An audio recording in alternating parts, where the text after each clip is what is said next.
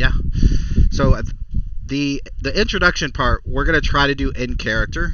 I do have a prologue written for everyone to kind of start, to come together and role play and introduce your characters that way rather than just saying I'm such and such, I do this and blah blah blah. Now if you prefer to do it that way, that's fine too. Like I said before, if that's your way of role playing, that's fine. But yeah, we're gonna go ahead and get started here. Oh, gotta change this one thing. Where is it? There it is. And it might be good enough. Yeah, it's good enough. Alright, so I'll move you to here. Oh, one more thing. I keep saying that. So if you don't know much about Roll20 and all these pictures of various people's characters and their username on the bottom is like blocking something, what you can do is go to audio video in that little gear symbol in the settings and change it to video. Go to video display and change it to names only, and that will make it a lot better for you to be able to see the actual board.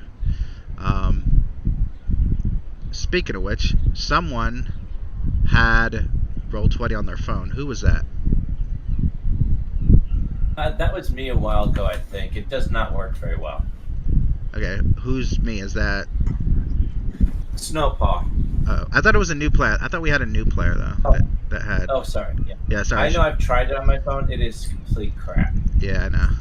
That's why I agree. I was trying to find out who the other person is to see if they're on their phone or if they're on their computer now. It would be me. I'm on my phone. Okay, so you probably don't see the awesome picture or hear the music or anything like that. No, I don't. I don't see anything except for you guys. If you want, actually, what I will do, which this might be a bit meta-gamey for you, but I don't mind. As long as you mute the actual video, I will post the stream so that you can see what I see. Phone or if they're on a computer. And okay. That way, yeah, you got something at least. Also, if you want to use regular dice instead of the phone, because I don't think that app does dice 2d20 very well, to be honest with you. I've used it for D&D and it didn't work out very well for me either. Okay, yeah. If you just want to use regular dice, you can. Just let me know how many successes you get and stuff like that. All right. So now, one thing that this game has is everyone starts, which I didn't write up there, but that's fine. Everyone starts in character with directives, and what directives are, you can basically. They're used for a few different things, but number one, you can use them as values. So, for example, if you want to use a determination, which will give you automatic crit, or if you want to use a determination to re-roll your entire dice pool, you can call upon a value. You can also call upon a directive. The other way that directives are used is they keep your characters in line, to kind of go down the right path of what they're, what they're supposed to do. So, for example, one prime directive one directive is the prime directive. And everyone knows about the prime directive. You don't mess with other species. The second directive is a break ground on Gamma Starlight 1. So we'll get to what that means in a moment, because yeah, we'll get to that in just a moment. So 4 new cadets are on a shuttle arriving to Earth, Starfleet Academy. I believe one of you is from Earth, according to your character sheet. So basically, you would be the last person to be picked up, probably. And they're heading. The shuttle is heading to the hangar bay of Starfleet Academy. Now, being as it had to, the shuttle had to pick someone up from Earth, it's not going to take it very long to get there, probably 5 or 10 minutes.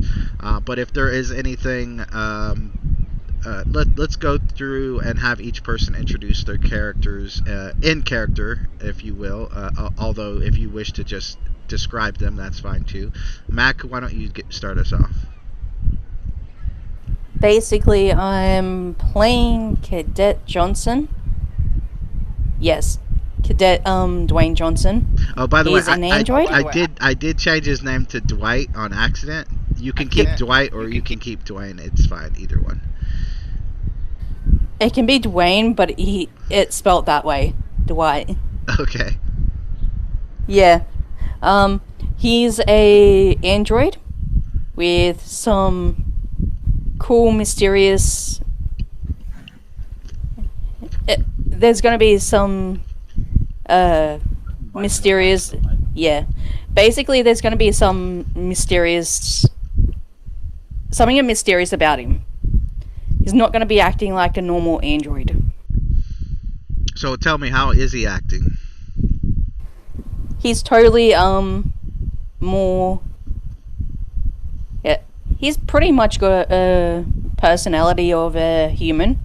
Okay. And he's actually, since his creation, he's been more willing to learn. Okay.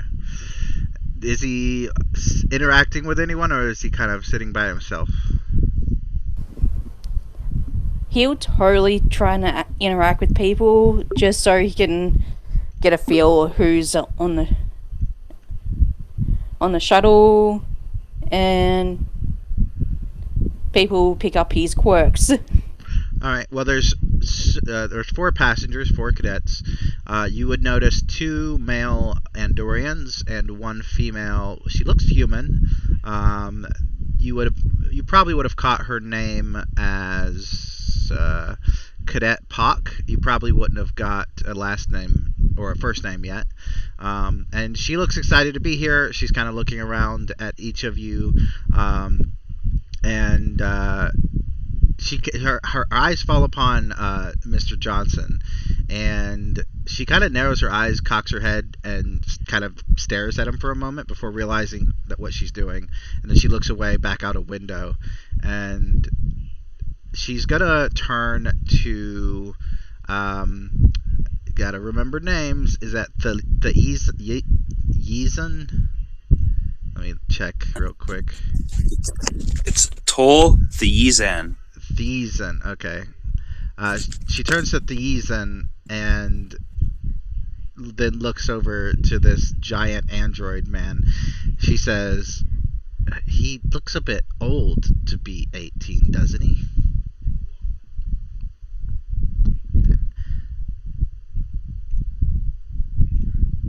Yes, I do believe so.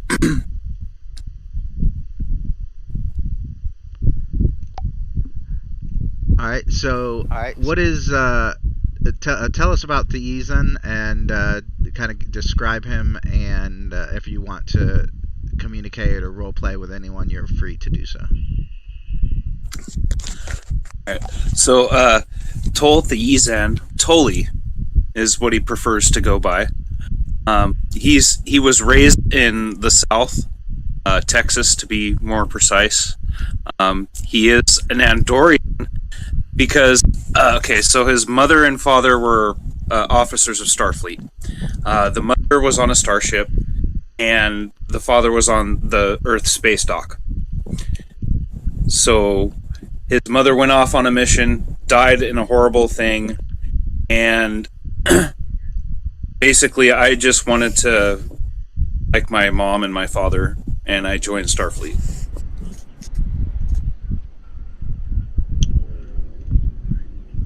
All right.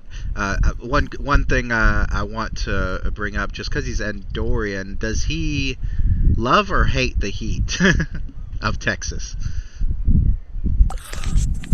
He hates the heat, but they live in underground areas, subterranean, where it's nice and cool. Nice. Interesting. Okay. Let's go to Cadet Chirilos. Tell us about him. Well, Cadet Shrell was born on a planet called Alrond, and as an infant, the planet was attacked by the Borg. His parents were either killed or assimilated. Their status is unknown. He has no close friends or close family members, so he's a bit standoffish. He tends to view people around him with a little bit of distrust because growing up on Cestus 3 as an orphan, he tended to have gotten bullied quite a bit until he was taken under mentorship by an older Andorian who was also an orphan. He learned about Andorian culture and honor and the typical traditions of Andorians from his mentor. His mentor's name was Thonos. And because of his gratitude for the Federation taking care of him and raising him, and Thonos as well, he's decided to join Starfleet as a opportunity to get retribution against the Borg for destroying his family. Ooh, they say revenge is best served cold, and in his case, it's going to be a long simmering vengeance plan of 4 years. Yeah. So he also doesn't know how old he is. Was rescued as an infant, was evacuated to Cestus 3. All records of his birth is lost. He's not even certain that his clan name is his own clan name. He's basically clanless, and was given Krylos by Thonos as a name, just so he would feel his Andorian heritage. But he has no idea where he's from, what clan he's from, what his family history is. He only knows that his parents are gone. He's grateful to the Federation for raising him and taking care of him, and Thonos for mentoring him in the Andorian traditions, and he wants to get at the Borg. All right, sounds good. Is there anything that you guys want to do quickly, roleplay wise, before I read the Starfleet Academy Commandant's log? He will go over to the one that looked at him and introduce himself. Hi, I'm Cadet. Sorry, while you're introducing yourself, she looks at you with wide eyes and like pulls back a bit. He goes, "Hi, I'm Cadet Johnson." I'm Cadet Puck. Sorry, not to be too forward, but she looks around. She kind of glances around. You seem a bit older to be an applicant in Starfleet Academy. I'm sorry. I assume you're human. Sorry, I'm making too many assumptions. Where are you from? I was born on a starship. I was technically born on I was technically born on Earth, but my body was created on a starship. Oh, are you the android we've heard about? Cadet Johnson, yeah. Oh, right. Johnson's not your real name then. What was your name before you were created as an android? I don't know. I see. This is very interesting. How did you get to become a Starfleet enlistee? Did you have to get approved by a command level officer, or was it like a special dispensation from Starfleet Command? Oh, I had a captain vouch for me, and I was actually helping him. I see. And as she's about to respond, this man, a bald man with slightly pointy ears, wearing a red uniform, he is a lieutenant. He steps up from the co-pilot seat. You will only know him as training instructor. Training instructor Merzek, or T.I. Merzek. He instructs you to call him either Training Instructor Merzek or Training Instructor. He does not want to hear the words LT from your mouth or TI. He is only known as Training Instructor or Training Instructor Merzek. And he stands and looks to the 4 new cadets and he says, "We're about to arrive at the landing pad. Prepare for descent and docking." And he goes to sit down. Commandant Starfleet Academy. Sorry, go ahead. He goes, "It's very interesting how the human brain works." Who's she saying that to? Merzek or Pock? Pock.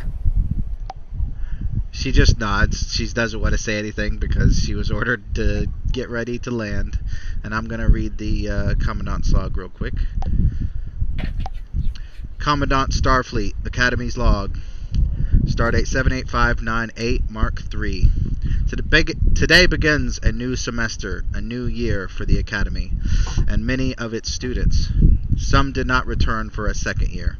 For others, this will be their first step into the future. Last semester, a group of cadets and instructors agreed to help Academy staff set up a new campus on a habitable world in the Gamma Quadrant, the first Academy annex in that region of space. I have asked the Assistant Commandant to request additional volunteers from the incoming freshmen at 0930 hours. Any cadet who declines the offer or changes their mind before the transport ships depart will be allowed to remain at the San Francisco campus for their training regimen. Alright. So, that was... whoever's blowing your nose, can you mute yourself? That was... I'm sorry, I actually even went into a different room to do that. well, it was loud. Commandant Massey, that was his. I think I said Assistant Commandant. I meant Commandant Massey. And upperclassmen, it is your turn. You have been summoned to the courtyard where you will line up. I'm going to say Velik is here. He's not here today, but I know he'll be here next time. I don't know if he's coming, so I'm getting rid of him. I'm pretty sure she's not coming, so I'm getting rid of her. Let's see who else. I think that's it. Cadet third year Corvinus, you have been asked to stand with Lieutenant Runa and monitor the cadets, the upperclassmen, as they are standing in formation awaiting their freshman colleagues. Let's see. Hines is looking nervous as always. I will go down the list and see if there's anything that you guys... Now, keep in mind you are standing in formation, so they don't want a whole lot going on. We may do composure checks to see if you're able to stand for a long amount of time. But if there is some... Maybe if you want to whisper to someone without Runa or Corvinus noticing, you may.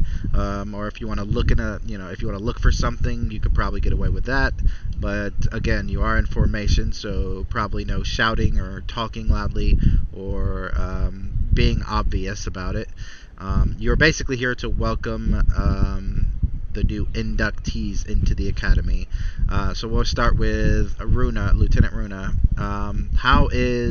First of all, how is Lieutenant Runa? I believe she was one of the ones who recovered from her engineering accident last year, and how is she? I think she's also one of the instructors who lost an arm. So how is she doing? How is her bionic arm?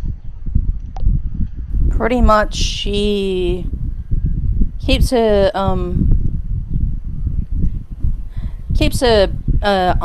covered so it doesn't draw suspicions that she's lost an arm.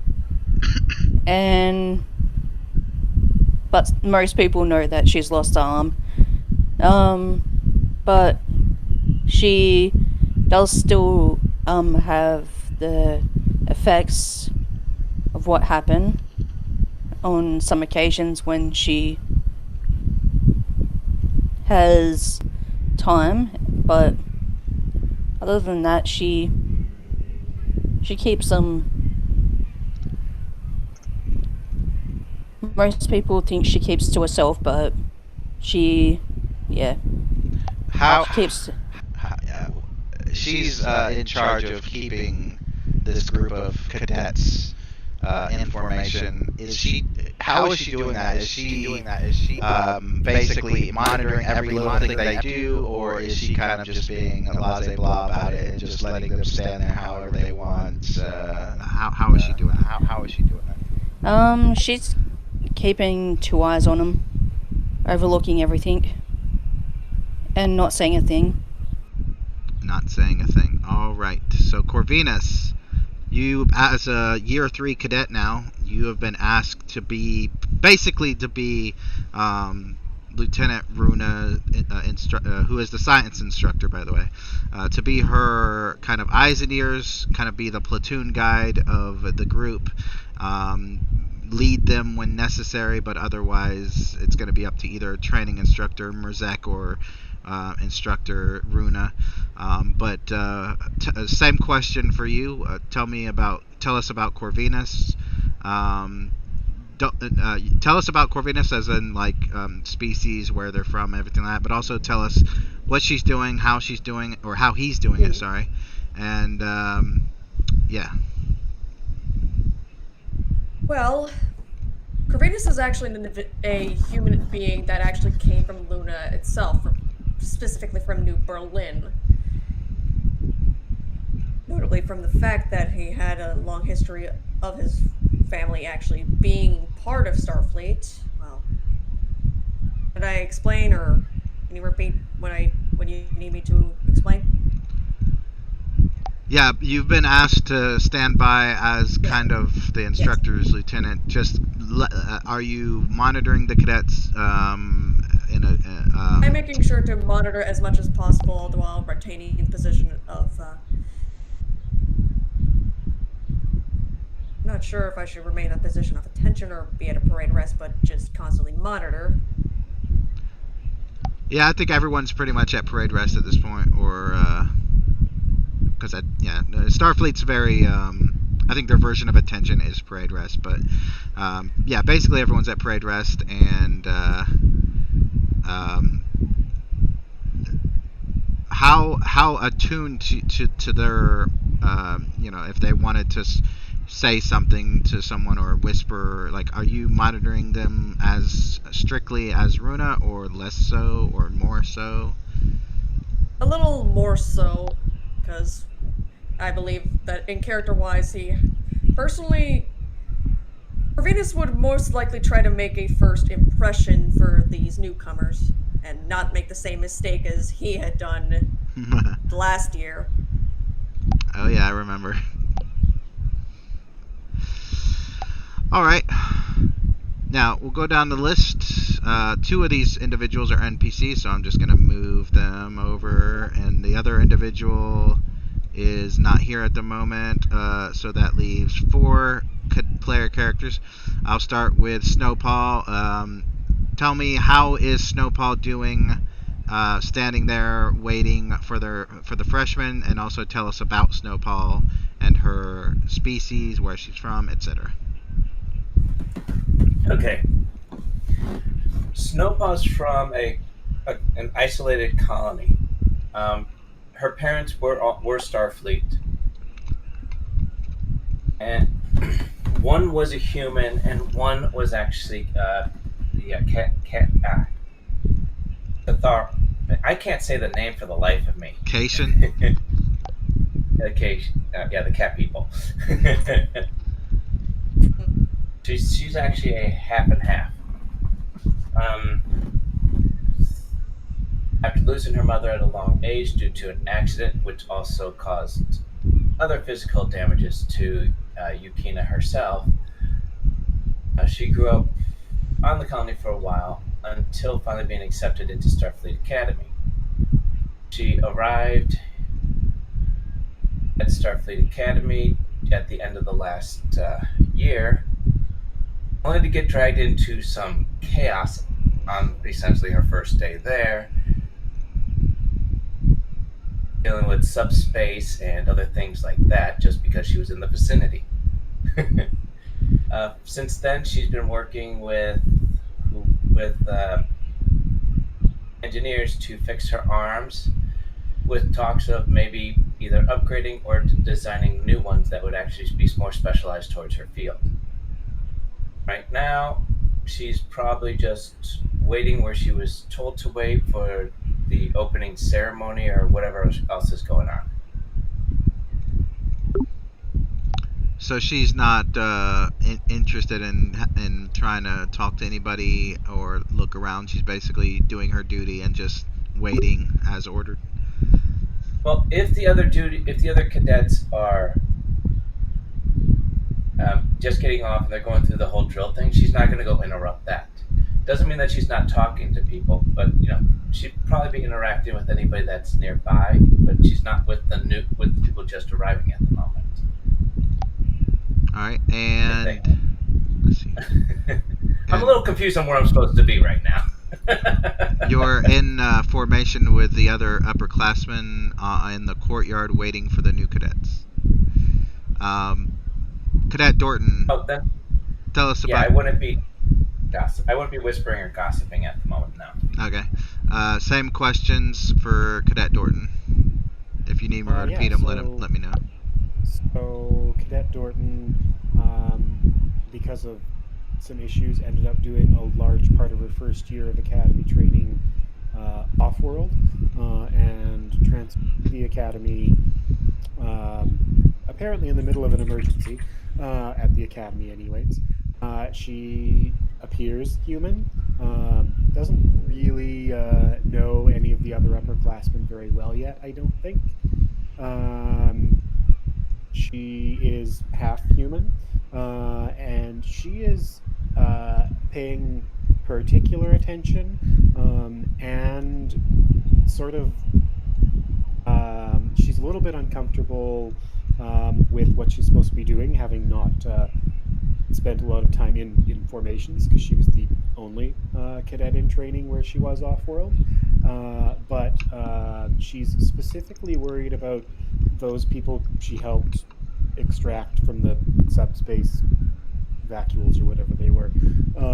And she's kind of both, I think here, Lieutenant Runa and Snowpaw, she's sort of alternately sort of trying to focus her empathic senses on. All right. And just a quick reminder, in-game, the same amount of months have passed since that whole issue regarding the subspace ruptures or whatever. Everyone has since been essentially taken care of. Instructor Tanner was rescued. Lieutenant Runa was rescued. So, as far as you guys know, everyone is fine now. So yeah. I'm more worried about their mental health. Yeah, there is probably going to be a bit of trauma involved. I would say that, considering how many months have passed, if they so wish, the characters, they may have been attending therapy sessions and whatnot, and trying to figure out like what the best way forward from that is.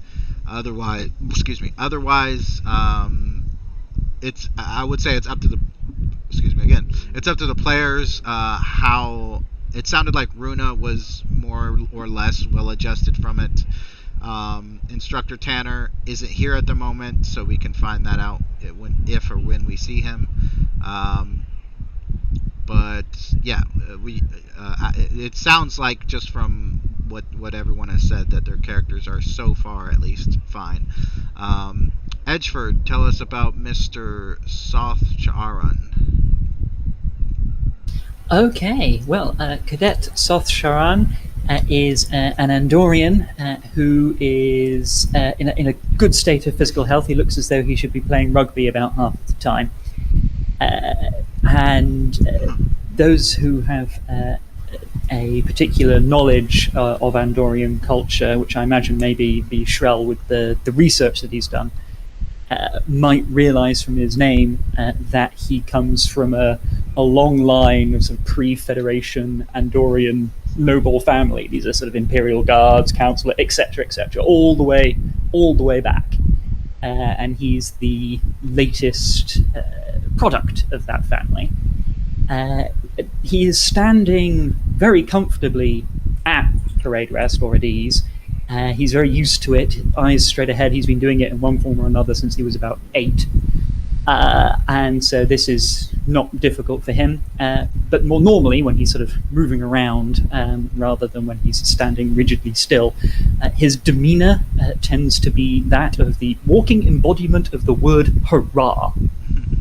And that's his general attitude. But yes, for now he is completely silent, eyes dead ahead, hands behind back, etc., waiting dutifully for the appropriate moment.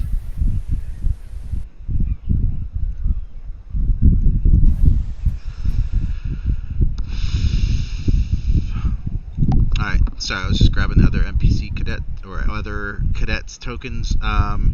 Karava Guy, same question. How is Karava doing since last time we saw her? And give us a brief description and let us know if she decides she wants to have a conversation with anyone in the line or the formation. Karava is half Romulan, half Bajoran. She's from the colony Prophet's Landing. I'm gonna say she's probably been mostly worried about Z since the incident with the space. Since the incident a couple months ago. But beyond that, I think she's mostly okay. She handled herself mostly well with the whole thing. She's still probably a little bit salty about getting the butt kicked by that bloody android. So she'll probably want to do some training to sort of prepare herself next time. Other than that, I'd say she's probably trying to gossip a little bit with everybody. Okay, well she's happy because they're going on adventure, so she's probably extra sort of bouncy today. Well, then you're the only one so far that is going to have to make a check. Let's see. Let's see. Your security. So,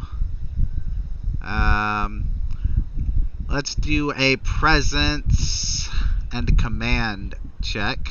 This is to see how composed you are, and that's a combined score of 12. So you need only one success, so you need to get at least one success under. You can use that for a focus. I'll let you use your athletics because I'm sure that helps with standing in one position for very long. And yeah. Ooh, and you rolled a complication. Haha. So out of the gate. So I will let you decide which of these 1, 2, 3, or even one of the NPCs actually, or probably not Velik because he's not here, and I don't NPC for player characters. But which of these characters are you going to be chatting to the most? Aaron, I guess. Jar. Because we have both security. Okay. Jarin. All right. I'll be like. All right. What? Whilst you're doing that, if you're chatting to Soth whilst on parade, he will be blankly ignoring you and staring straight forward and not acknowledging anything until given permission to do so. Y'all better be lucky I don't go full RDC mode on your asses. What do you think the planet's gonna be like? Silence. Corvinus, cold. He's got a complication, so you definitely notice both of them. But you think Edgeford? The complication is you think Edgeford may have responded. I loathe you, but carry on. Inhale, exhale. I am going to immediately call that out right then and there, going immediately into a position of attention and say, "You are not supposed to Ah, fuck. I'm sorry. I didn't get my shit together. Well, that's one hell of a way to say it. You're not supposed to get your shit together. Got it. No, sorry. You're not supposed to be communicating with each other while the first years are approaching. Is that understood? Just straighten up, go. Whoop. Sorry, I'm just really excited about the planet, man. What do you know what the planet's name is? What's it like? At that point, Corvinus activates his inner RDC mode and just gives out the most harshest of glare whoever actually started this. Lieutenant Runa, you notice the assistant commandant of the academy and your guys' training instructor is bringing over the 4 new cadets. And the training instructor commands to the 4 cadets, fall in. And I assume the 4 cadets do so.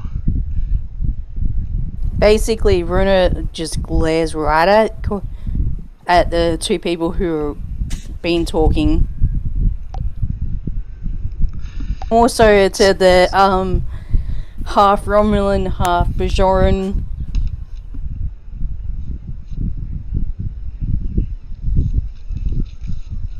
Just like, it's a glare to say, shut up. Soth has already, first roll of the game, has already had one of his flaws, Harbor's Grudges, activated because he did nothing wrong, but now he's on a shit list, albeit probably not too much, and so he is already resisting the urge to beat the hell out of Kurova when no one's looking. But there's definitely going to be a "don't you dare take me down with you" kind of conversation. Everybody hears the assistant commandant shout, "Cadets!" And of course, most of I'll say for the NPCs, they snap to attention. He says, "Cadets, new and returning. I am Assistant Commandant August Hassel, the new Assistant Commandant for Starfleet Academy. Today, if this is your first time here, you will leave your civilian life behind. And if you are a sophomore, junior, or senior, you will forget about all the good times you had pretending to be a civilian over summer break. As Starfleet officer candidates, you will be held to a higher standard. As members of a Vanguard expedition, you will be held to the highest of standards. You will display nothing short of perfect discipline and composure, whether you are in this campus or at Gamma Starlight 1. Failure to do so will result in immediate expulsion. Success and determination will confirm your reason for being here in that gray cadet's uniform. There is only one question you need to ask yourself. How much effort and risk are you willing to endure to succeed?" Now, those of you from the core worlds have stepped through perhaps a dimensional portal or transporter aboard a Dyson ring. Those of you from isolated frontier colonies or remote star bases have had to travel for weeks or even months to arrive in the Terran system. Regardless of how you made it to Earth or where you are from, you will all become brothers and sisters in the coming months. If you can't learn to trust each other, you don't need to be here. The comm shield, he kind of gestures to the comm badge on training instructor Merzek's chest. The comm shield on your chest is more than a badge. It's more than a comms device. A sustained press to the comm shield will project a personal force field around the wearer, hence the name. This shield will last only as long as the amount of kinetic or particle energy directed at it will allow. But if you're not being shot at, or your body isn't bouncing off asteroids in deep space, the shield will last a maximum of 20 minutes. There are other uses for the comm shield, but you'll learn that when needed. Lastly, take pride in your status as a Starfleet cadet. Less than 1% of Federation citizens enlist, and less than 1% of that actually graduate. You are the elite of the elite. The staff of Starfleet Academy, the Commandant, and myself thank you and honor you for your coming service. That is all. You are dismissed, says training instructor Merzek. So now you are free to move about, communicate, talk to each other, role play out how you will. I will say Heinz, being the typical introvert, is going to move over to where Velik is and kind of just watch everybody. Andorian named, let's see, what is his name? Cadet Echishar is going to basically become a social butterfly and magically move over to the center of everything and try to get on Charan's and Karava's good side. Pak is going to try to make conversation with Heinz. Corvinus, well, actually, I'll start with Runa. Where's Runa going? The training instructor and the assistant commandant are kind of moved off to the side, just conversating. Does Lieutenant Runa move towards them, or does she remain with her cadets? She moves over to the training instructor and, yeah, Okay. joining the conversation. Training instructor Merzek watches her walk over and nods and says, Lieutenant Runa, how's the arm doing? It's doing okay. Yeah, Good to hear. it's doing okay. I'm glad you volunteered for this mission to the Gamma Quadrant. We've had spotty reports at best of the security of the area, but have no doubt that with you and the other staff and security going with them, that it should be fine. Or with us, I should say, since I'm going with you. But the assistant commandant is not, and he says, I almost wish I was going with you, to be honest. Merzek kind of shakes his head slightly and chuckles a bit. He says, no, you don't. You like your comfy desk. I agree. He likes it. Sitting behind that comfy desk.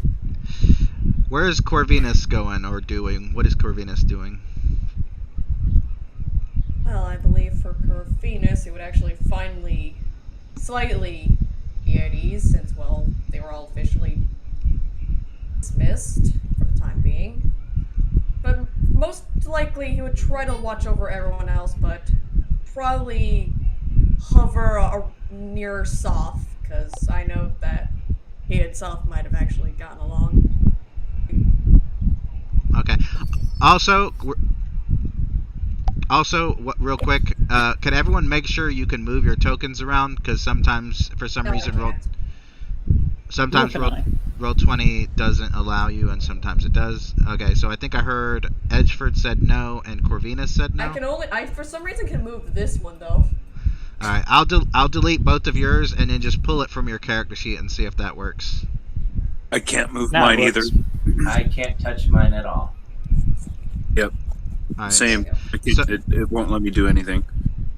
So those of you who cannot move your token, go ahead and bring your token over from your character sheet, and all you got to do that is click and hold on your character sheet and just drag it over, and it should drag over a token. And then when I see your token appear, I'll delete the one on the screen that you cannot move. Again, I don't know why it doesn't. I can't do it from a phone. It won't let me do it from a phone. Oh, okay. Yeah, that makes sense. And who is the other person that said Yukina. The Snowpaw? Yes, Okay. I can't get it to drag out. I can't do anything. I'm dragging over another one. See if you can move that one. No? Stop moving. No, I can't. No, I can't get. I can't touch it all. Hey, GM, you might need to assign ownership of the token on the character. Let's see. To the character itself. Yeah. Is Corvinus an instructor? No, why? Oh, Corvinus? No, she's or he is an upperclassman who is like a teacher's assistant almost. And a honor student. Basically, they just Upper class Corvinus! Permission to be excited! Permission granted. It's almost as if a switch was flipped from this extremely strict individual just kind of just is more amicable than last year. The chuckle he couldn't help but say. Permission granted.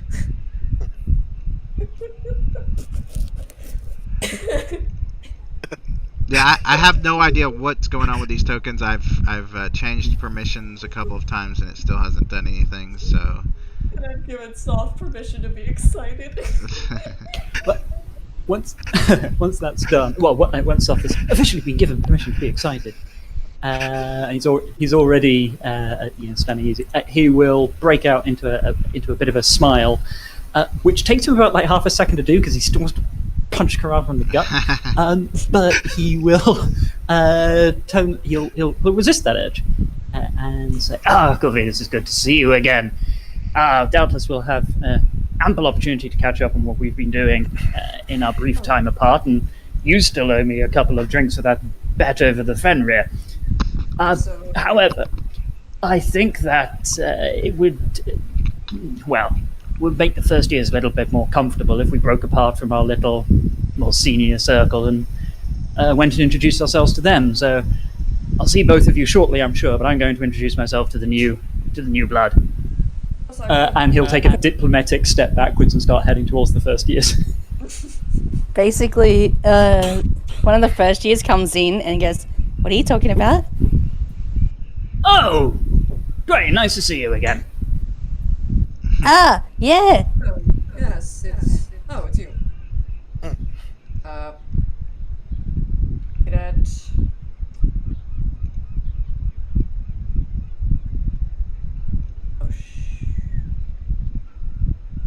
Johnson. Kind of standing Grava there. will sort of like yell out a little bit.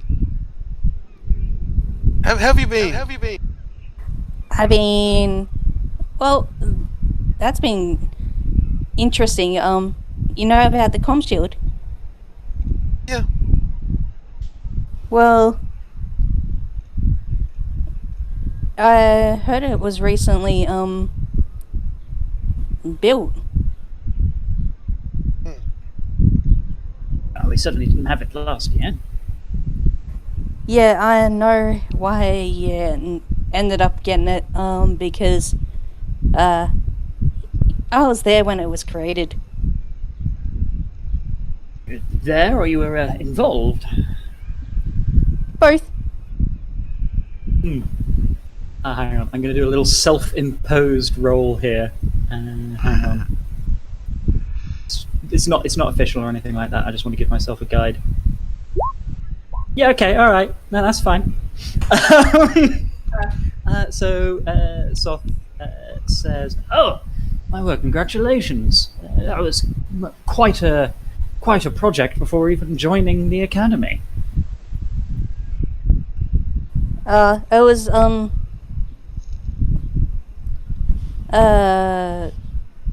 Den's idea. No, it wasn't Den's idea. It was there's a long story. It came out when, and Den was involved with the idea as well. So he's an engineer. Soth gives Corvinus there's no change in his facial expression. He's still very sort of happy and affable and so forth, but he just looks in Corvinus's direction for about 3 seconds. Actually, no, 3 seconds is way too long. A second.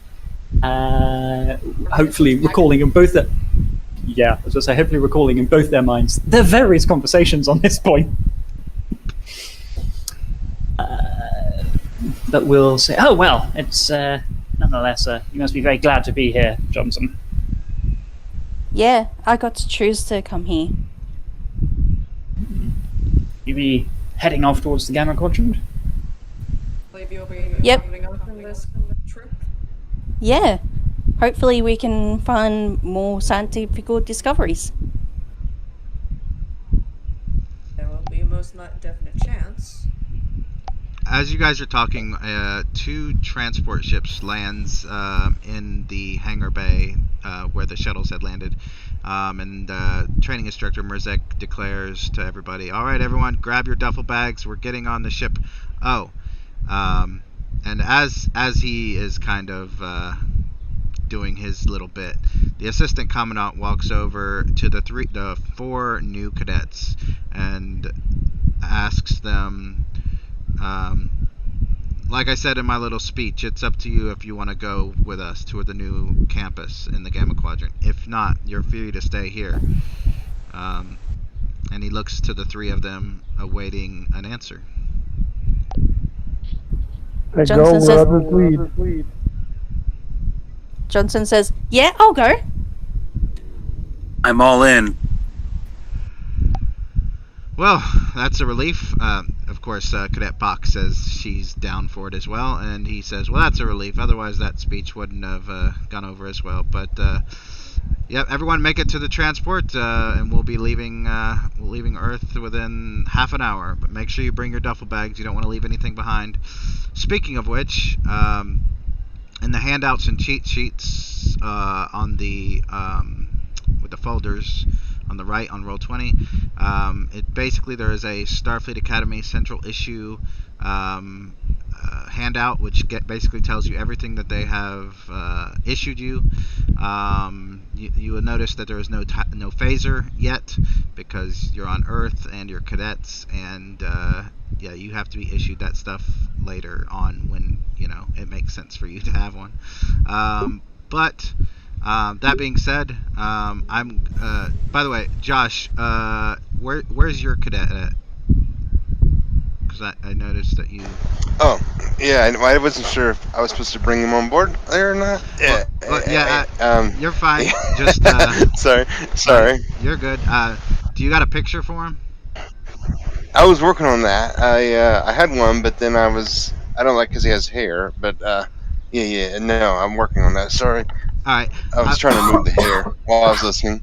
It's fine. Would it make sense? Would it make sense for your cadet to be kind of lingering in behind some pillars or bushes, kind of watching the proceedings, just so it makes sense that why he wasn't on the shuttle?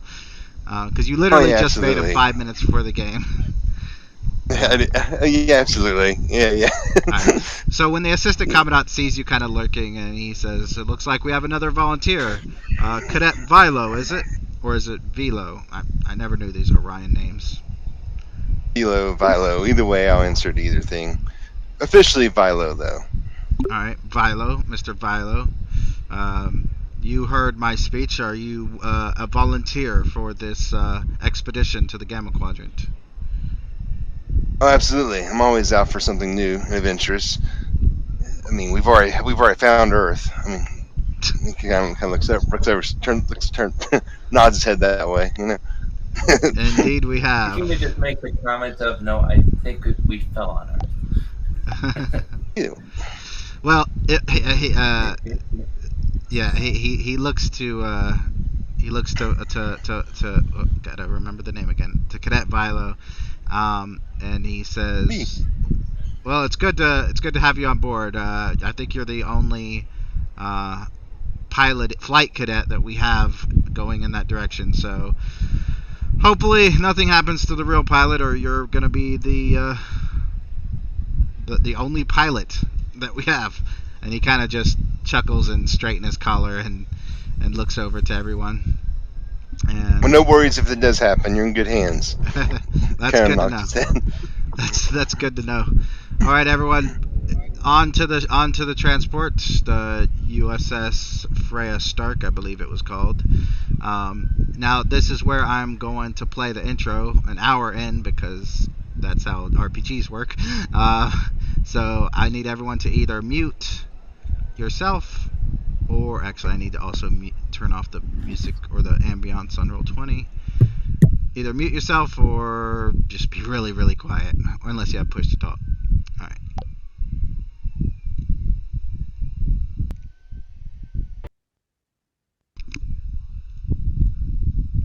Alright, we are back. I don't think you hear it. I think only the YouTube, did it not play it on the YouTubes? I had no idea where we were supposed to look, so I heard nothing, saw nothing. Well, It was playing on Yeah, YouTube. same here, yeah. man. Okay, thank you. Because I know one of you was watching YouTube.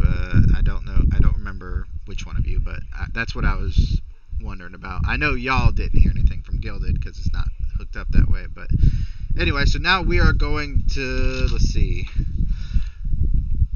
So this is going to be a bit of a thing, but I need to go through some of your character sheets before, while you guys are on boarding the transport. So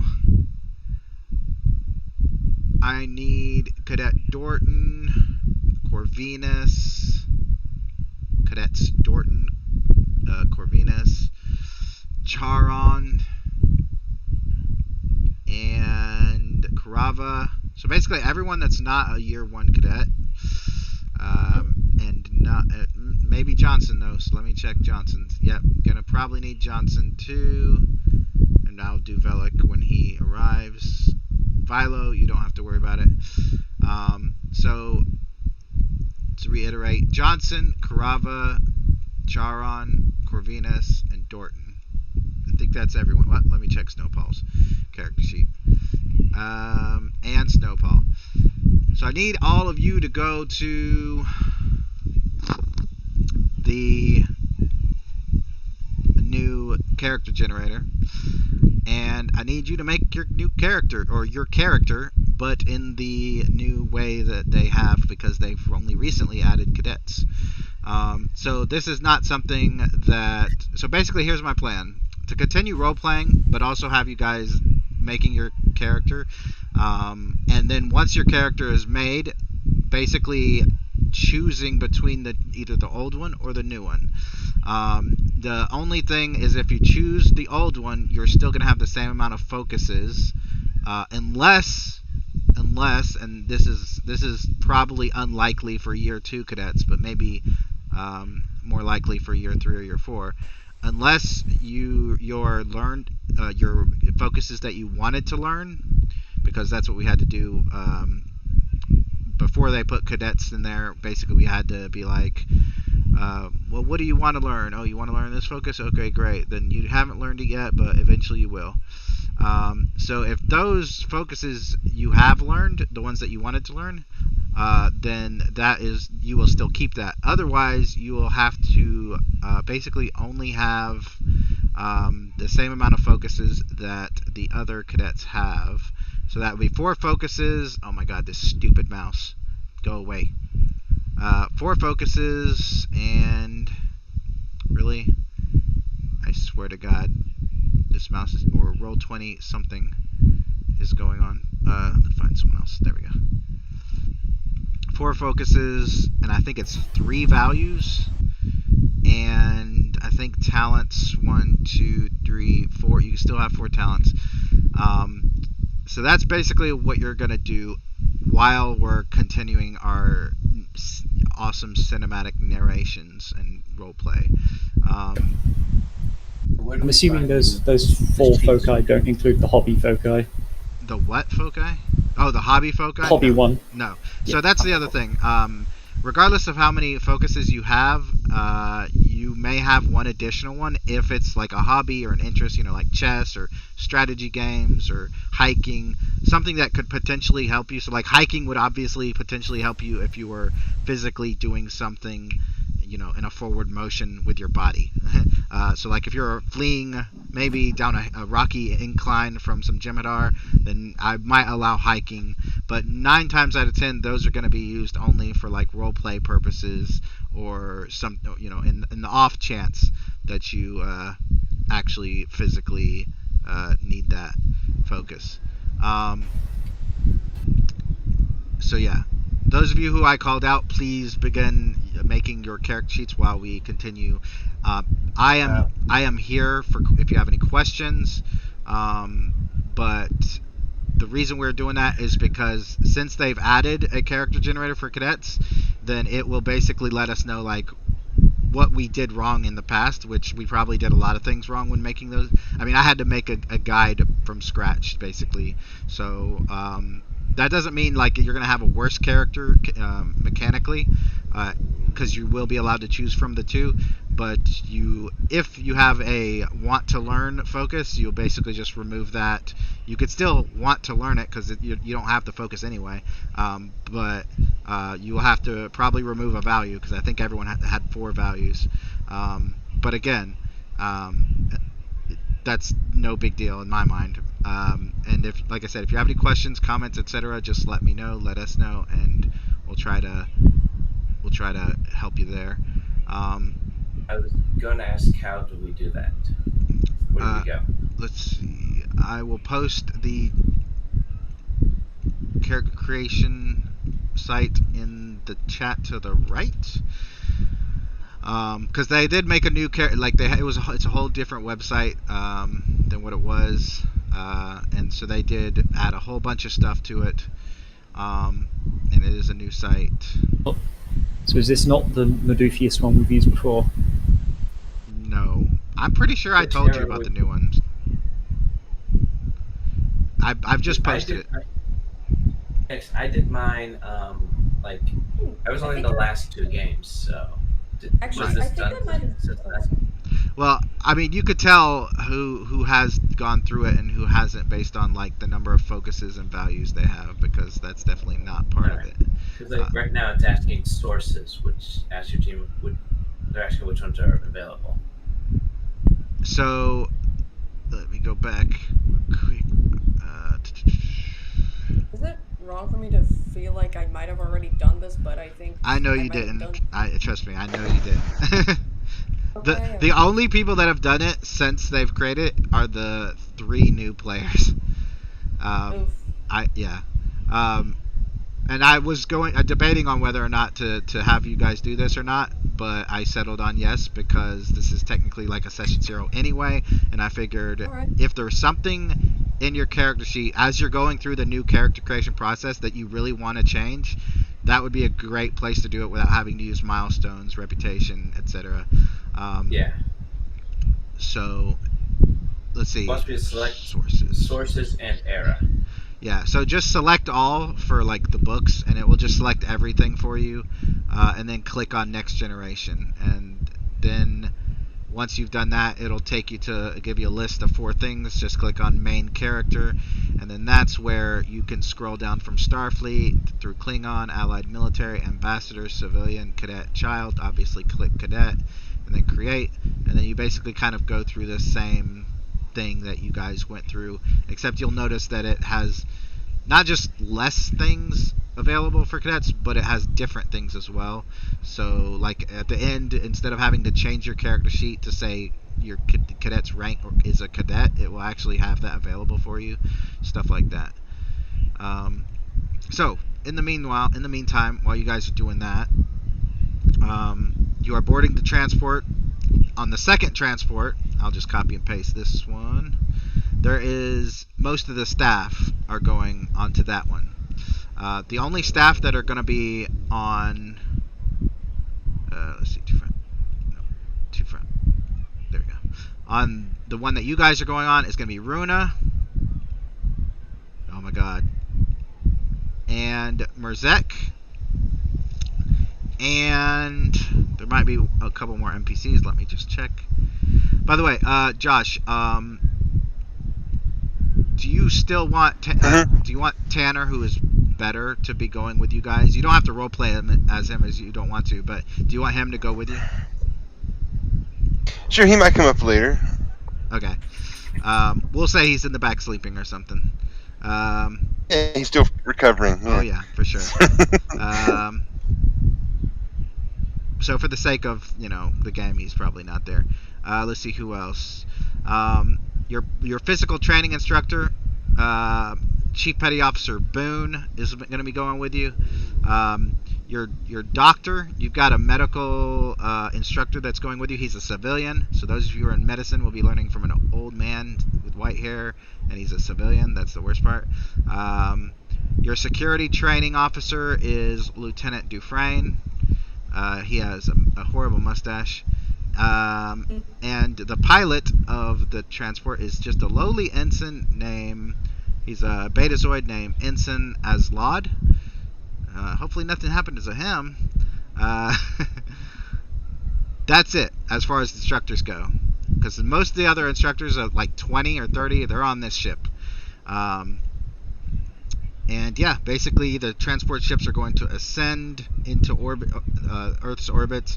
And once you guys get to Earth's orbit, you will notice that there is another ship, a small escort ship called the USS Argyle. I'll go ahead and show you what that looks like on the screen real quick. That is coming with you. You know, they don't expect anything. You know, maybe a single pirate ship here and there or something. They don't. I mean, space is big. They don't really expect anything, but they're gonna send an escort ship just in case. So we're gonna jump to the actual ship that I had to severely modify because I couldn't find an actual transport ship for Starfleet. And those of you who can move your tokens of your own accord from your character sheets, please put your tokens where you want them to be. Obviously, all these beds and all these rooms are going to be places where you sleep because it's going to take 12 days to get to the wormhole. And this section is going to be just a passenger section.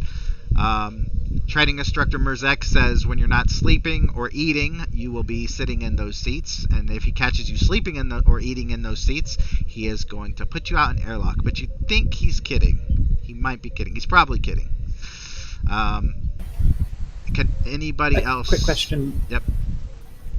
Sorry, just a character thing. For the Year 2 cadets, are they still bound by the no more than 3 in command, no more than 4 in anything else? Yes, that I should have mentioned that like at the very start. So for those of you who want to go into command, I do not like in the command school eventually. I do not allow more than 3 in command because you're not currently in command school yet. And then once you've successfully done your engineering or security or science or medicine or con stuff, then you can then use milestones to increase your command so that you can be eligible for command school. Now, similar to what I said before about the whole cadets wanting to be in command but then they don't act like it in game, that is not going to be solely up to you or your character. If you do want your character to go to command school, that is going to be a collaborative thing between the player and myself, because some player characters, as we have seen over the last 4 years, should not be in command of anything, not even a food cart, much less a starship. So that'll be something that comes up. That won't be something that you're just given. This is Starfleet Academy after all. This is not just a normal Starship Bridge crew. And if we want to go with the new version from the new creator, should we just update our character sheet accordingly? You can, yeah, because I think I have everybody's character sheet on my computer, everyone's old character sheet. I gave the updated character sheet to you. Okay, cool. So that way I have both, and that way if anyone loses it or changes their mind, hey, I want this character sheet instead, then we're good. So I would still send the new character sheets to me, unless you're really, really confident in your computer. Still working on it. No problem. Character, yes, it is quicker than D&D, but that's not saying much. It took me, my first time, 4 hours to make a character, so... Oh yeah, I mean, I'll be able to roleplay through the session and roll off the old sheet. It'll take me till well after session. That's fine. So... Getting on the transport, Yukina would have actually have grabbed her bag. Behind her is another case that kind of seems a bit sealed as she walks on. That she has to roll on with her. I imagine the training instructor watches her do this and... am I a junior or a senior cadet? You should be year 2, right? Yep. Yeah, because you came on. You're one of the older ones that I remember, and you came on with everybody else. So I think you're. The only person who's year 3 is Corvinus because we needed. The whole story with Corvinus' character was she was going to be one of the bullies, quote unquote, in the upperclassmen. So she had to be a year 2, or he had to be a year 2, and basically. Oh no!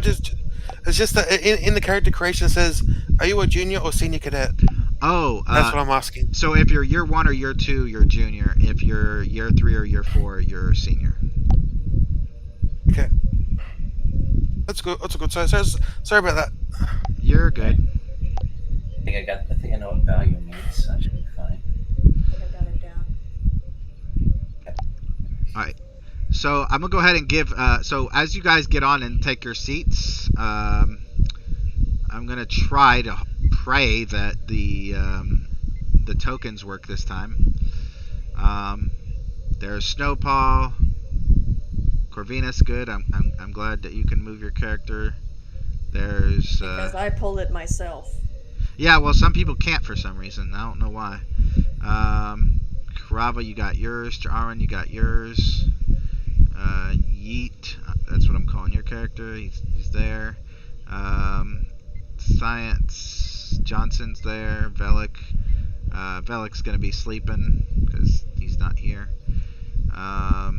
Hines is probably gonna be up front with you guys. Let's see. Where in the world? Actually, let me. Do you want to put Runa somewhere, Mac? Okay. You don't have to roleplay as you don't want to, but just I need to know where she is for no reason. Not like a whole breach is going to happen or anything. Training instructor Merzek pretty much stays unless you're going to stay up front. If you stay up front, he's going to go to the back. Okay, so he'll stay up front. She'll go to. Yeah, she's going to go to the back and sit at the back. Fair enough. Dr. Lambert is probably asleep because he's an old man. Let's see. Boone is there. Dufresne is probably going to creep on you with his mustache. Aslad is the pilot, so he needs to be up front. If Aslad is ever in the back over the next 12 days, just things are doomed. The other person that is aboard is somebody named Gunnery Sergeant Omavath. And Omavath is a Starfleet Marine, and the only purpose she is here for is because, well, maybe some security here and there, but also because she needs a ride to the Gamma Quadrant to meet up with her unit. So she is going to be in the kitchen probably eating.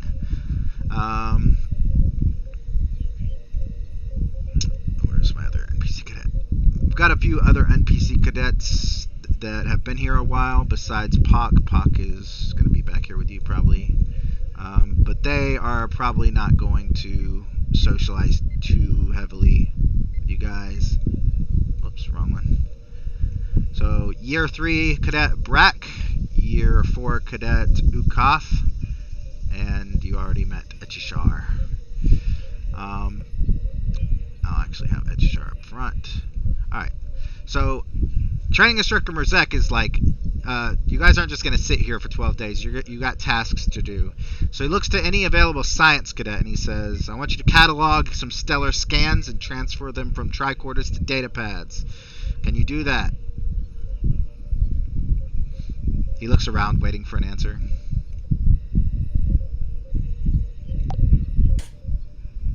Do we not have any science cadets here? If no one puts their hand up, The closest, and that's Brienne or medicine. Cadet Dorton will put her hand up, but she's not a science cadet, she's a medical cadet. He might not be a cadet, but noticing that there's no one raising their hand, he would raise it. Basically, you just see Johnson sit there and raise his hand and keep it raised. Is Johnson a science cadet? I think he is. Yeah. I think he is. Yeah. Alright, so Cadet Johnson, you're going to lead a team. I believe the other two individuals was Corvinus and Dorton. Am I right? Yes. Sort of, yes. Alright, so Not a science cadet, but she'll do it. that's fine. I didn't know we had so little science cadets. Last year we had like 6. So he will gesture to the back and say, the tricorders are back there. Finish cataloging and transferring the data by the end of the day. And I'm actually going to have an NPC go back there with you guys. Let's see, which of my NPCs is science? He's engineering. Haynes. Who? Haynes. Hines. Oh, right. I forgot about Oh, him. yeah. I don't know why yeah, it's Hines, not Haynes. I was like, who's Haynes? All right, so Hines, now you got me saying it, goes back there with Johnson and Dorton and Corvinus. Where's Corvinus? There you are. All right, so the way this is going to work is, Johnson, you're going to make the main role. It's going to be a reason or control. I'll let you decide whichever is better. And science. And the difficulty is 0. And the sole purpose of this, difficulty 0 task rolls is to basically give you guys momentum, because you get momentum for every success over. So like if you need 2 successes with 2d20, but you get 3 successes, then you get 1 momentum. And so yeah, it's going to be a control or reason and science, difficulty 0. Dorton and Corvinus may assist both with one dice, with 1d20. Since you have so many assists, I'm not even going to have... Hines is just standing there staring at you, like he's not really doing anything. He's just nervously grinning. And then I will have... Who's the ship assist? Well, no, the ship is not going to assist it with tricorders, so forget about that. But we will get to that in a moment. Nice. So you have 2 momentum. Is any of the data xenobiological in nature? Sure, we can say it is. I'm fine with that. Basically, the... And Corvinus. Rolling. Nice. So you guys have 4 momentum. So whoever's keeping track of momentum. He says to Corvinus, that's kind of creepy how he's smiling. Better to not question it on occasion. Throughout this entire process, Dorton is asking borderline uncomfortably personal questions. Who? To who? Everybody? Anyone that's around her. She's just idly making conversation, but they get very personal, almost like somebody's in a counseling session. Oh, okay. Then I'll go ahead and say within 15 minutes, Hines is like, and then my mom said I would never amount to anything. Who says that? I'll comfort him while I'm trying to do cringing. this. Alright, so now I'm going to look at Snowpaw. T.I. Merzek turns to you and says, I need you to go back to the sick bay. By the way, the sick bay is pretty much where everyone is at the back, because I didn't have time to make actual sick bay beds. But he says, I need you to go back there and inventory the medical supplies. If you can find someone to assist you, fine. I look around as I'm heading back to see if there's anybody that's available that just seems maybe not busy or just twiddling their thumbs at the moment.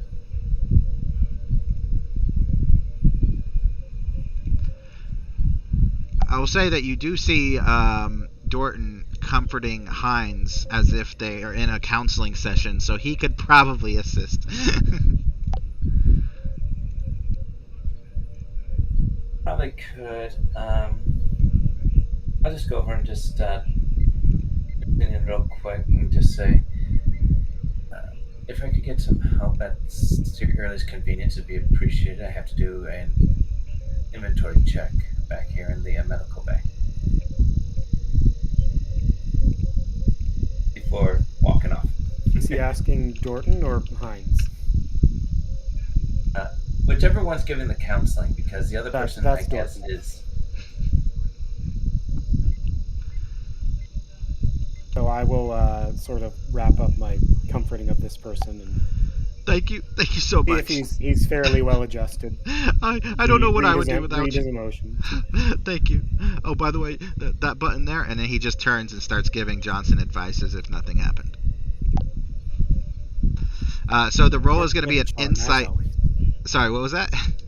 Worked like a charm, as always. the roll is going to be an insight and medicine and a difficulty 0. And no, the ship is not assisting because you're physically counting something and cataloging things. It's an insight check, you said? Yep, difficulty 0. You guys have 4 momentum. How do you put a difficulty at 0?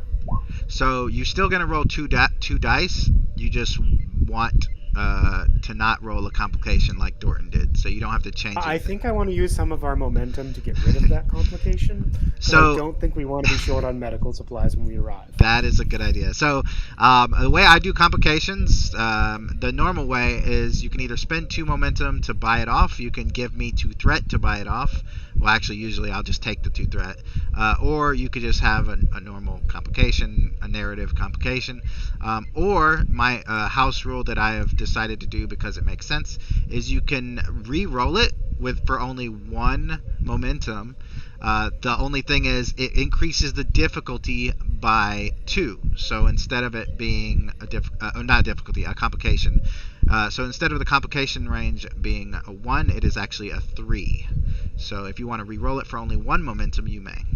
Oh, wait, this is supposed to be insight and medical, not science, right? Correct.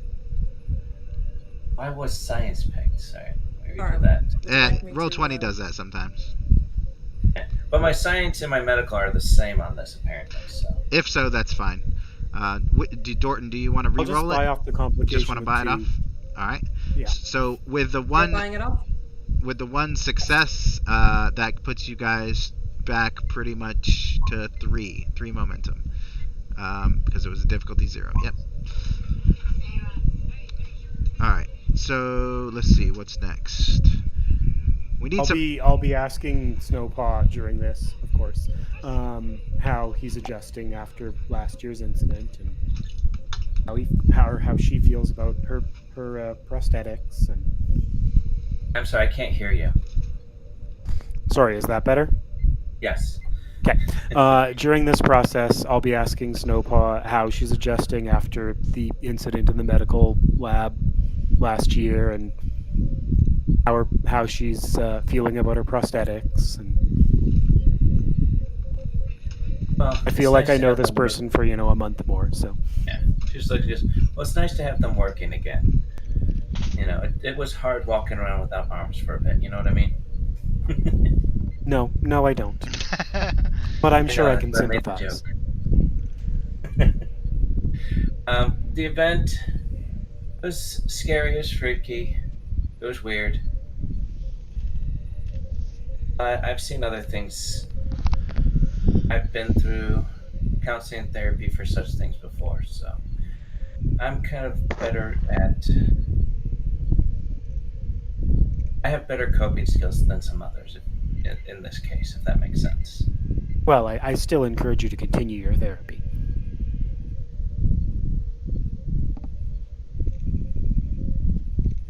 Therapy can be important, but too much therapy can make people too reliant.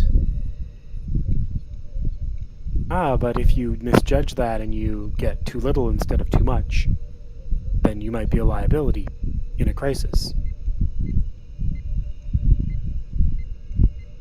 It can go both ways in that. I never say I stopped. I'm just stating too much can be just as bad as too little. She just nods and clearly looks like she's taking some mental notes.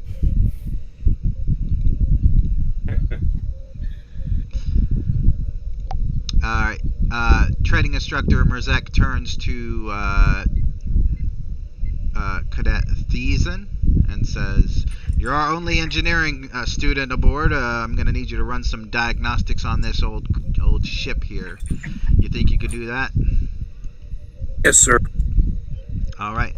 So he takes you to like a side corridor where there's a diagnostic console.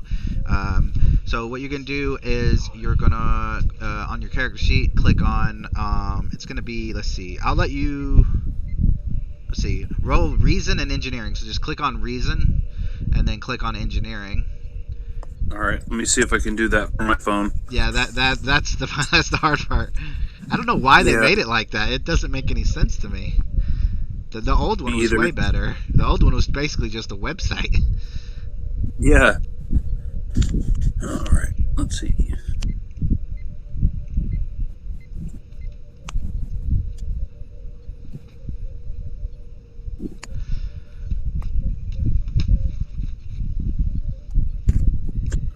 I don't think I can do it from my phone. All right. Well, your control and engineering combo is, I believe, let's see, or not control, reason and engineering is a 14. So if you want to roll 2d20, real life dice, you can, as long as they're under 14, or if they're 14 or under, then you will get successes. Now, you have a focus that looks like in computers, so basically anything under a 4 is going to be considered 2 successes. I just got two successes. Two successes. 2 critical successes? Yes, I rolled a 1 and a 2. Nice. So you got 4 successes total. That puts you guys up to 7 momentum, which is 1 away from my homebrew or house ruled max. I think normally it's 6, but I decided 8 was better. So yeah, you basically discover every little bug in the system. There's nothing major. Everything looks fine. This ship is at warp 7. Everything's moving like a well-oiled machine, as most Starfleet starships do. You are detecting a lag in the inventory system as somebody is slowly putting in the inventory numbers much too slowly for the computer to understand, because they're talking about their feelings. But other than that, everything looks great. Okay. Training instructor Merzek returns probably 20 minutes later and says, "How's it looking?" Besides a few bugs, I think I found out what the problem was. And what's that? Oh, the inventory is very slow. Yeah. These old computers, they don't like it when you put things in manually. They like to be directly hooked up to other smaller computers and downloaded it. But we'll get through it. It's not that big a deal. Thank you. You may return to your seat. Thank you, sir. Sorry for the interruption. I'm at the end of the thing. I just need to job and ship. You don't have to worry about job or ship. You just put the rank in, and it should be good. You mean 4th or 3rd class? Yeah, I think year 2 would be considered 3rd class. All right. Then I got everything done. Sweet. All right. So, Mr. Vilo, training instructor Merzek approaches you, looking at you as you slump back in the corner there, and says, "I didn't forget about you. Come on, it's co-piloting time." And he escorts you towards the cockpit. Yes, sir. You're going to probably have the first real roll of the game that's not a difficulty 0. This is going to be you, but this is not just you flying the ship. They got a guy for that. This is you. Oh man. Well, this is you learning. Remember, you're year 1. This is literally your first day. They just want you to learn the layout of the consoles. If you can manage that, that's a successful lesson. So it's going to be reason and con and difficulty 1. And this time, the ship... Let me ask you something. When you're learning the layout of the console, learning what every button does, does Bilo want to reconfigure the console, because LCAR's consoles are reconfigurables for each individual user? Does he wish to do that, or does he want to learn it the way it's set up, like stock? Right now we'll do stock. All right. In that case, the ship will not assist. You are just learning it from visualization and remembering, and that's going to be reason and con. Difficulty is 1. I will have this pilot here help you though. All right. Since he is the one who's actually... So if I understand, this does that, and this does this. Is that right? Let's see here. Yeah, I think I got it. Yeah, this makes sense. you realize that this pilot sucks at teaching. But despite that, you're able to kind of get what he's putting down. You're able to learn from the computer itself even. You can easily kind of memorize the console, and that's going to give you guys another momentum. So you are now at max momentum. I strongly suggest you guys start using this momentum. He says, "Thanks for your time." That's the Betazoid ensign just kind of glances at you. Yeah. Go back to your seat, cadet. Aye, sir. And as you're passing Instructor Merzek, he looks to you and he says, "It's fun flying a starship, isn't it?" Absolutely. I had a great time up there. I mean, I didn't actually fly anything, but I think I got the gist of it. You got The instructor was. You got to have a better view than Mhm. they did. He kind of gestures to the passengers. Oh yeah, absolutely. The instructor is helpful, but I think I got most of it. He kind of puts his hand on your shoulder and says, "What do you mean helpful? Elaborate on that." It wasn't. It was good. Went over the basics and I got it myself, but I had to fill in the blanks a lot. I appreciate his effort, though. I mean, good job at showing me around the basics, but I had to fill in a lot for myself. I see. All right, go back to your seat, cadet. And as you're passing him to go sit down, you notice that he Aye. actually walks into the cockpit. Aye, sir. You may have gotten somebody in trouble. Alright, going through the new character created, I've noticed that it doesn't give us many core attribute points for cadets because they don't get the career point. Oh, that's true. They only get one career event, I think. Plus one less value. I think for the same reason. Actually, the seniors get one career event, actually. Oh, Yeah, the juniors don't get any. Okay. But yeah, seniors don't. So I think we all need to be on the new sheet rather than choosing between the old and the new, or there will be an imbalance. Shoots off own foot. That is also true because the three new players didn't have that choice. They basically had to. I mean, that's what happens when you update the system. You know what I mean? If it was up to the guy who made the website, then obviously everyone would just go back through and make a new cadet and everything be good. And unfortunately, as the GM, I am left in the position of being hated for making everyone lose points. And so for the instance, sorry, go ahead. Less. There's also 2 less attribute points and 2 less discipline points. I tell you what. How about this? Whatever attribute and discipline points you lose, put it in your reputation. I thought you might like that. But yeah. That's a diplomatic solution. But yeah, it gives 1 less value, 2 less attribute points for the first years, and other minor bits and bobs. But yeah, I just thought I'd point that out because otherwise I'd have more points than the other first and second years, and that would just be unfair. I'm glad you actually did because I didn't know it was that bad. Like I thought it was just taking a focus here, taking a value there. I didn't know it was like a lot away. Okay. Well, It took a lot away. From a role play perspective, I will not forget that. Like I will keep that in mind, because it sucks. I'm not gonna lie, it does suck. But at the same time, I don't want everyone to be so widely imbalanced between the new cadets and the cadets that have been here 3 years, or 2 years or 1 year, because actually it's more the imbalance between the year 1 cadets and the year 2 cadets. Because I mean, for example, Snowpaw and Dorton were only in 2 sessions, but they would have had like massively more points than people that have been here like 1 or 2 sessions less. But at the same time, I know that it sucks because if it was me, I'd think it sucks. But I think if you put it in your reputation, those points, you'll be able to buy commendations, which I will make eventually. And I think that should fix that.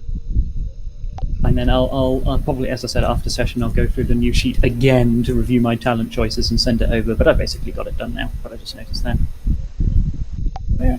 All right, and thank you for letting me know. I'll Everyone's probably like, do the same thing. All right. A few minutes later, actually probably like half an hour later, Merzek returns, and he looks around and he says, "Karava, Chiraran, and who's the other security cadet? Krylos. because Corvinus is busy doing stuff. He says, he hands you each a data pad, and he says, I need you to analyze these security ports and logs from the GS1 area in the Gamma Quadrant where we're headed. There's some inconsistencies in some of these security logs. Just analyze them, get back to me with your thoughts. Can you do that? Who was giving this directive? Training instructor Merzek to the 3 remaining security cadets. Yes, training instructor. All right.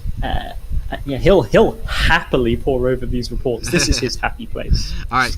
So this is I'll let you guys decide, insight or reason. Either one is fine. And obviously security. The difficulty is gonna be 1. Okay. Now, fortunately, carry on. Keep in mind, most of these things that you've been doing, like inventory and etc., using momentum to obtain information and things like that, probably not useful. In this case, probably useful. Yep. I'll spend 2 momentum then. All right, so you get 4 dice to roll to get 1 success. I hope that works out for you. Are we rolling individually, or is this a sort of a lead and an assist scenario? I will let you guys decide that, because he gave you each individual pad. So if you think it's better to have 1 roller and 2 assists, that is fine. If you want to all try and see what you get, that's fine. But you only get 1. You can't do both. You can't all roll and then say, "Oh, he sucked, so let's go back to do someone else." Absolutely. Well, I'm guessing that Carava's got good insight, security, applicable foci, etc. So, in the team spirit, Soth will assist, because we're more likely to succeed as a team than we are as a bunch of individuals. Sometimes. So, does anyone have any good assisting talents? Because there are some good assisting talents that someone might have had. For example, collaboration and things like that. I'm having a look. My talents tend to be more about being Andorian than security, I think. I've got some stuff that will help if it goes wrong, but I don't currently have the talent for sort of collaboration on security. I just said I've got other related ones, but not collaborative.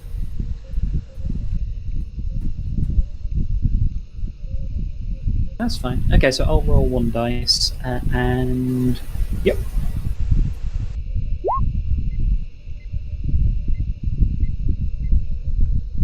Oh, damn. I am not rolling well today.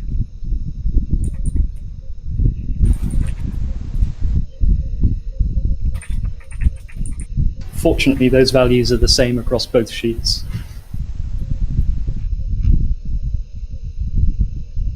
Alright, so we got... Ooh. See? That's what I was telling you.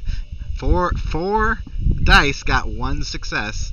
The good news is you did get a good assist from Charon as well as Krylos. So that's a total of 4 successes, which means you guys have 3 bonus momentum, I believe. Nope, you don't. Hold on. I gotta calculate the momentum. We spent 2, earned 3, net profit 1. Okay, so you should be at what, 8? Yes. Okay. So you have 1 bonus? Where'd the bonus? Yeah, bonus. Because we went down to 6, and then we went back up to max, and with 1 extra. I was looking for where it said 8 momentum. That's how I know the calculations, but I didn't see it, so I assume you just didn't type it. Alright, that's fine. 1 bonus momentum, I would probably use it. So I will go ahead and tell you that the security ports, they look fine. They look like, a normal security officer or security chief or Starfleet Marine put in these reports saying, the area is, the immediate area around the wormhole has been pretty stable, pretty fine, pretty good.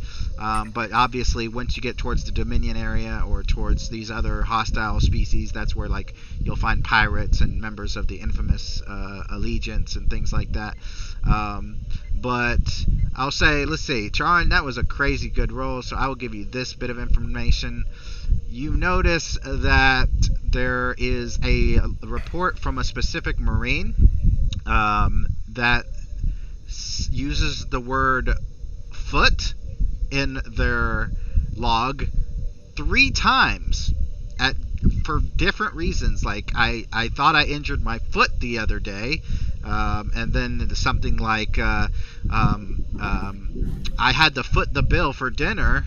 This is kind of weird. I will let you you can either speculate together to figure out what that means, or you could spend that bonus momentum, and I could just tell you. It's up to you guys. Spend the bonus momentum immediately because I have a suspicion, and if my suspicion is correct, I don't want to leave it up to chance. All right, and Karava, do you agree? You spend the momentum, the bonus momentum. Yeah. Okay, and Spend the bonus. all right. Well, if anyone doesn't agree, let me know now. Otherwise, I am just going to go ahead and tell you that this is a... Uh-oh, whoever just bounced back in is buzzing in the ear. Am I the only one that hears that, or does everyone else hear that too? No, I heard a little I bit. can hear But that. Yeah. Okay. It happens more than I'd like to admit, but it's a gilded thing with their voice chat. Anyway, this Marine starbase has a foothold situation, which means that somebody has taken over that is not Starfleet. Yep. Do you want to All right, spend any more Softwell- momentum? Well, Any additional information? looking at the report, I think it might be useful to spend 1 momentum for this, but this will be core momentum, so I turn to the rest of the team, to see if there are any clues as to who are the people that have taken over that aren't Starfleet. You find other vague references to things that don't make any sense, but what you do find, as the three of you are kind of collating your data together to try to like figure out, well, who would it be? I mean, obviously the most obvious thing would be either the Dominion or the infamous Allegiance, which the Dominion is now part of the infamous Allegiance. But for some reason, I mean, you would think they would at least say the word, oh, his tuna casserole was infamous or something like that. They don't actually, but they do spend a lot of time referring to a species that I have to actually look up because I forgot what I called them, and they're a homebrew species. Let's see, Path to 2401. Let's see if I can. Let's see, Dominion. Yeah, called the Saphir. So they use the word fear a lot, and it's spelled Sapheer. That's the name of the species. So you're thinking the Saphir have something to do with it. Now the Saphir are a cyberocracy, which means they basically worship computers. Basically, they're like the nicer versions of the Borg. They love cybernetics. Nobody has ever seen their what they look like because they are completely almost like the Breen, from head to toe covered in armor, helmets, cybernetics, and things of that nature. But they are the only since the Federation Alliance in 2375, they are the only other government that has stood a chance to defeat the Dominion prior to the Dominion joining the infamous Allegiance. Since then, the Saphir have kind of backed off a bit. Like, okay, we bit off a little bit more than we can chew. However, it looks like they have begun making moves and potentially have taken over a Marine base in the Gamma Quadrant. Makes complete sense. And looking at when the first log entry with the suspicious foot entry is in, I'm guessing like a week ago, a month ago. This is probably a few weeks ago. Okay. Soft will attempt to draw the attention of the training instructor. Training instructor, if I may. Yes. Whoops. Yes, Cadet, go ahead. I believe we, and he gestures to the team, have found something very concerning. At first, I thought it was an odd coincidence, but I'm convinced now it is not. In the reports here, there are unusually large numbers of mentions of foots, and also coded mentions of fears. A few isolated incidences I'd write off, but here, and squared against these other reports that give context of the area, I believe there's a credible chance that at this base a foothold situation involving the Saphir has occurred. That's a bit flimsy, I gotta admit there, Mr. Charon. I mean, it could just be that they really hate their tuna casserole. I can't...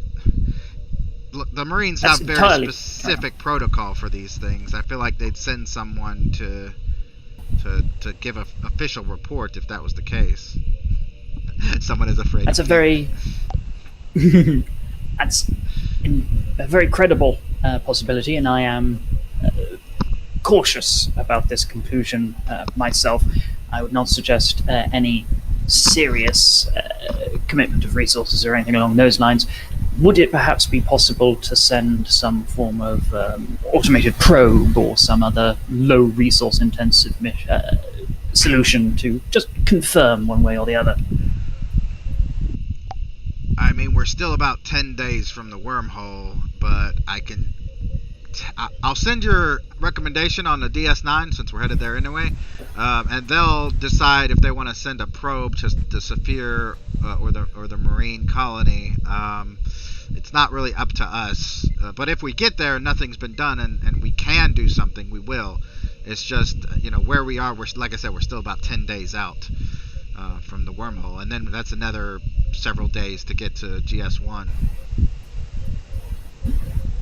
Thank you, training instructor. No problem. Thank you, all three of you. If I could, I'd give you all a commendation, but I don't like the paperwork, so go sit down. And then he turns and walks back towards the cockpit. Yeah, he sits down. All right, so question for the players. Either way, we're basically going to come to a stop, probably a third into the session episode, maybe halfway, and then pick it up.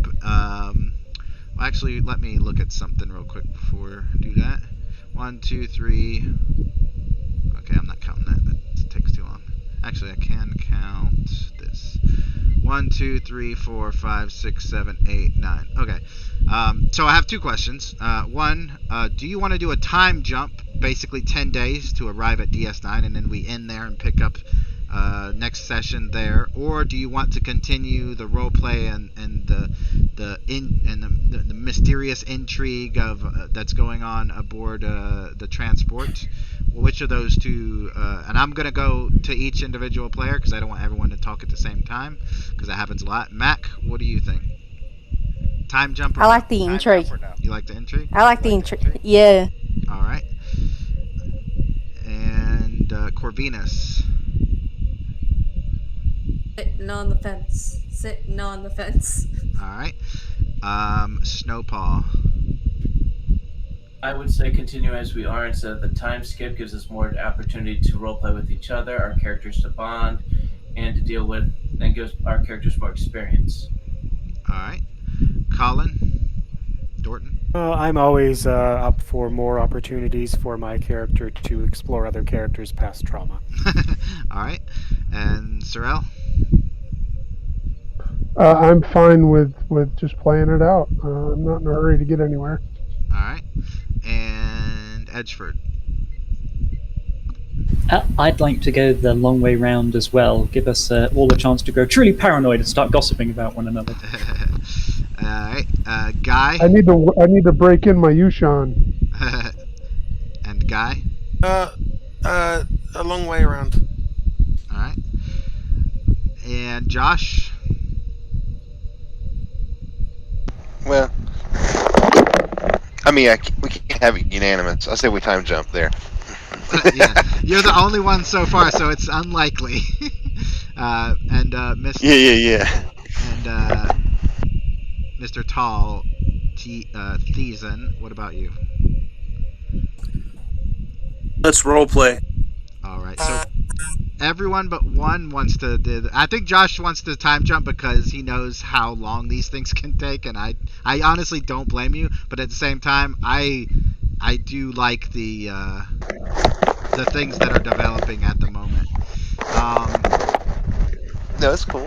All right. So the other question I have, and I completely don't let me, don't. It doesn't matter what I want. I want to know what the players want because that's if that way you can get the full experience that you want. Do you guys think the next session should be split up into two groups, or do you want? And then the way I would do that narratively is I just move one group to the other transport, and then we would just continue as if nothing happened, essentially.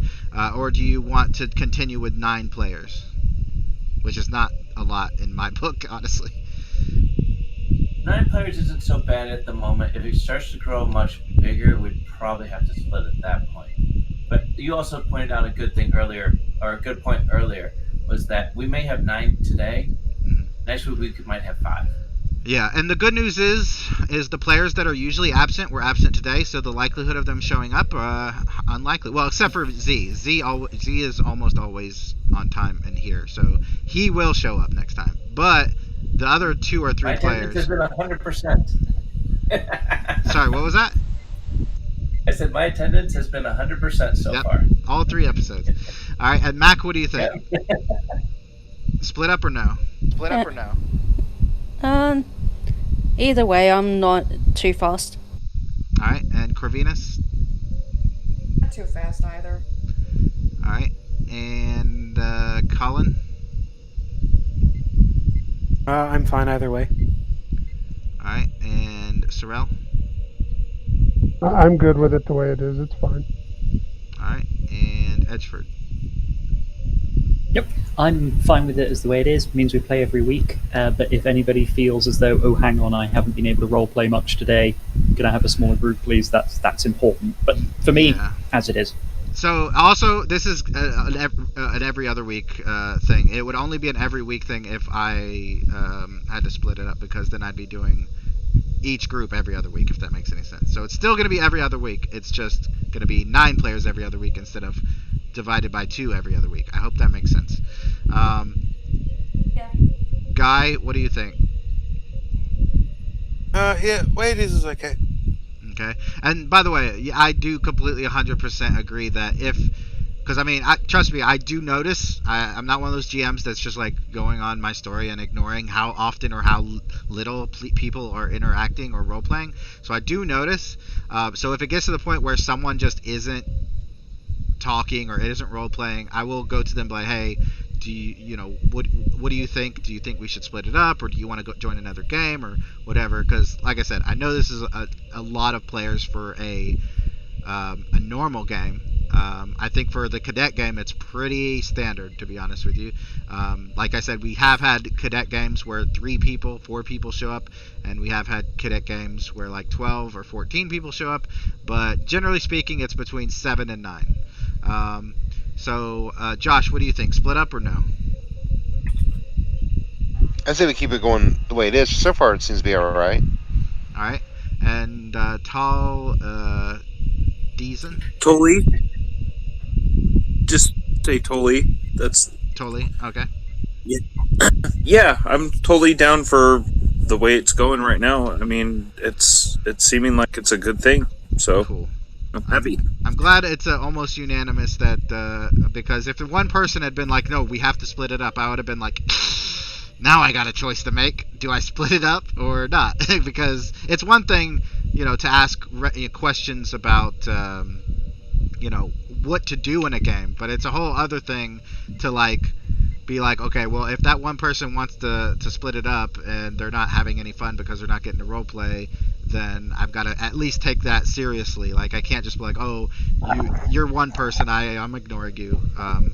But I'm glad almost pretty much everyone said don't split it up, and a few people said they're on the they're on the fence or they don't care, or so I'm glad that turned out that way.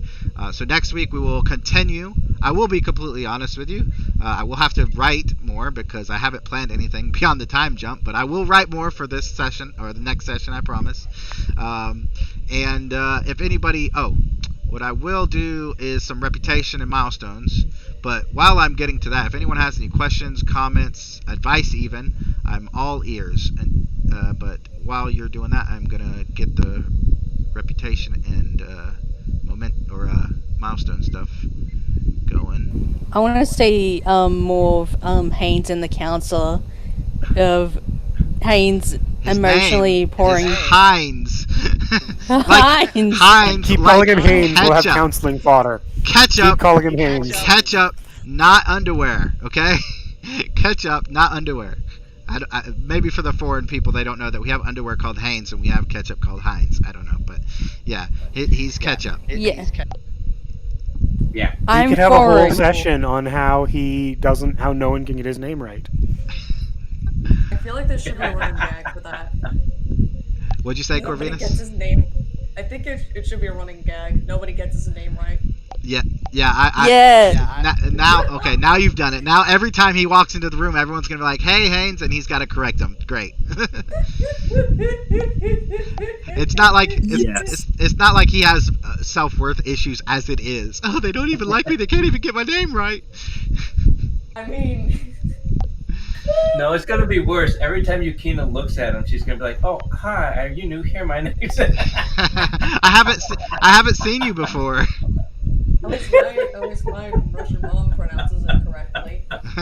It's a very thick Russian accent. Mr. Haynes. All right, Mac, I know you like to go as soon as we're done, so I will do your reputation first. Acted in accordance with orders and directives, yes. Challenge directive, I don't think so. And this is for Johnson, by the way. I will message you about Runa later. Challenge directive, no. Acted above me on the Call of Duty, no. I don't think anyone really has yet. Directly contributed to saving lives, no. Not yet. Taking unnecessary risks, not really, no. Personnel in your command were killed, no, because you're cadets. Directly contributed to the deaths of others, no. Resorted to lethal force, no. Formed an alliance with the enemy, no. Maintain the prime directive. You haven't really had an opportunity to maintain the prime directive because you haven't encountered anything or anyone, so I'm going to say no on that. Prevented combat, no. Insubordination, no. So it looks like most of you guys are going to get one reputation point, but I mean sometimes that's just how games go.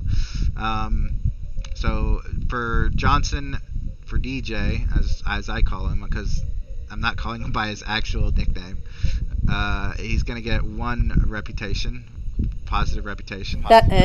That's why I never named his Never said it. Yeah, I want people to find out in the long run. We'll see about that. So just to explain how to do reputation, as you saw, Johnson rolled. Basically, if you're on your character sheet, you go to that second page with the gear, and you basically. Can I use your? I'm just looking at your. I just need to use your character sheet real quick. Okay. You basically. You'll see milestones, reputation, and a bunch of other stuff.